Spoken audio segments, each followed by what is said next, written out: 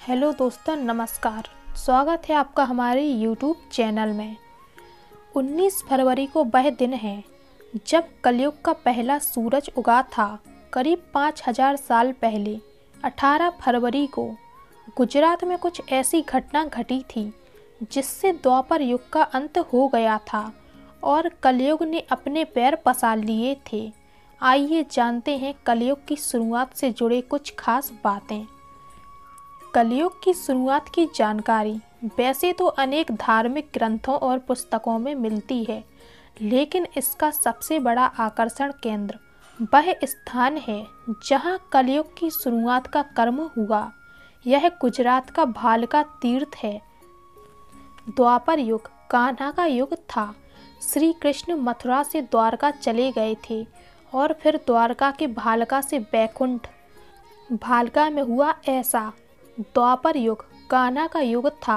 श्री कृष्ण मथुरा से द्वारका चले गए थे और फिर द्वारका के भालका से बैकुंठ के लिए पलायन किया। आज से करीब 5000 साल पहले एक शिकारी ने शिकार करते समय गलती से श्री कृष्ण के पैर में तीर मार दिया था। वह भी कान्हा की ही लीला थी, क्योंकि उनके बैकुंठ लौटने का समय हो गया था। इस तीर के लगने से कान्हा बैकुंठ के लिए प्रयाण कर गए। भालका ही वही स्थान है जहां यह घटना घटी। आज भी इस घटना का विवरण भालका तीर्थ में लिखित रूप से देखा जा सकता है। ऐसा आया कलयुग। श्री कृष्ण के पृथ्वी लोक से विदा लेते ही कलयुग का प्रथम चरण शुरू हो गया। विद्वानों का मानना है कि यह प्रथम चरण अभी तक चल रहा है। सूर्य सिद्धांत के अनुसार कलयुग 18 फरवरी 3102 ईसा पूर्व की मध्य रात्रि यानी 12 बजे से शुरू हुआ। धर्म ग्रंथों में यही वह तिथि मानी जाती है जब श्री कृष्ण बैकुंठ लौट गए थे। कितनी है कलयुग की अवधि? वैदिक शास्त्रों के अधिकांश व्याख्याकार जैसे भक्ति सिद्धांत सरस्वती गोस्वामी और उनके शिष्य भक्ति वेदांत स्वामी प्रभुपाद का मानना है कि पृथ्वी वर्तमान में कलयुग में है और यह इस साल काल में 432,000 वर्षों तक रहती है। कलयुग को कुछ लेखकों द्वारा 6480 वर्षों तक माना जाता है। हालांकि इस बारे में कई और अलग मत भी हैं।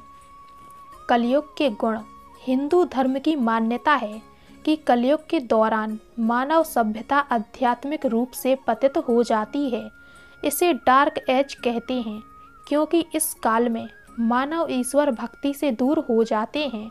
हिंदू धर्म की मान्यताओं में धर्म को बैल के रूप में परिभाषित किया गया है।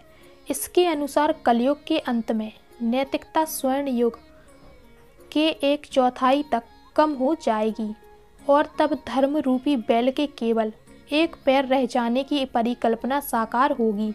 इसका सामान्य अर्थ यह हुआ कि जब कलयुग चरम पर होगा तो नैतिकता का पूरी तरह ह्रास हो चुका होगा। कुछ ही लोगों में इस मानवीय मूल्य की समझ शेष रह जाएगी।